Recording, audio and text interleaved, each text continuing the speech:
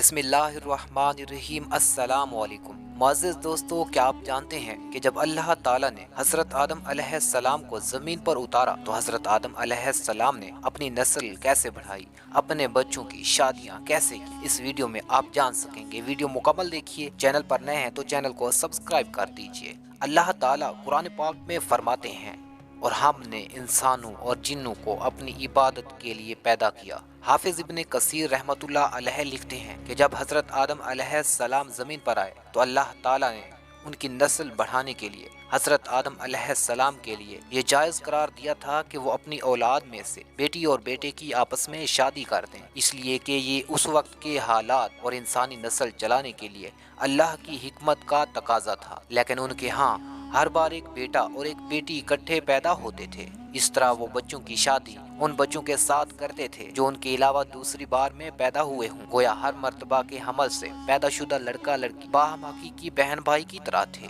और उनका बाहम निकाह दुरुस्त नहीं था, जबकि दूसरे हमल से पैदाशुदा पहले वालों के लिए उसी तरह थे जैसे चचाजाद होते हैं।